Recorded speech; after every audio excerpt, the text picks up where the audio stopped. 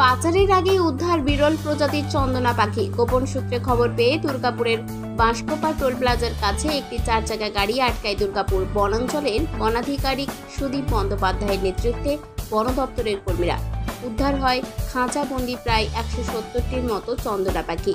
আমাদের একটা বিশেষ সূত্র মারফত খবর ছিল যে কিছু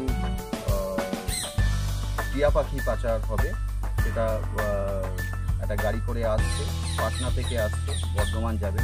সেই খবরের সূত্র ধরে আমাদের দুর্গাপুর রেঞ্জের পক্ষ থেকে একটা টিম বানিয়ে আমরা বাঁশকোপা টোল প্লাজা রাজবাঁধে সেটিকে আটক করার জন্য আমরা সেখানে সবাই জড়ো হই এবং সেই খবর মোতাবেক যখন সেই গাড়িটিকে আমরা আটক করি তখন সেই গাড়ির ভিতর থেকে আমরা 170টি বিরল প্রজাতির চন্দনা পাখি উদ্ধার করি, যেটাকে রেড ব্রেস্টেড প্যারাকিটস বলা হচ্ছে, শিডিউল 1-এর অ্যানিমেল এটা।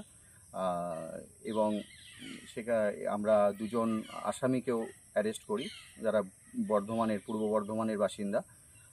তাদেরকে কোর্টে প্রডিউস করা হয়েছে এবং মাননীয় কোর্টের নির্দেশ অনুসারে আমরা এই 170টি বিরল প্রজাতির যে চন্দনাটিয়া সেগুলোকে আমরা দেউল কনজারভেশন সেন্টারের মধ্যে তাদেরকে ছাড়লাম কোর্টের নির্দেশ মতো। হান্নান শেখ ও কাসিম খান নামে 2 জনকে গ্রেপ্তার করা হয়েছে।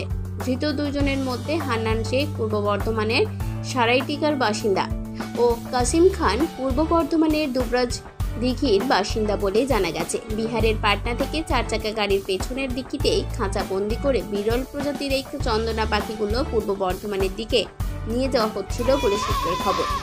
পাখিগুলোকে এরপর কাঁকসার দেউলের জঙ্গলে ছেড়ে দেওয়া হয়।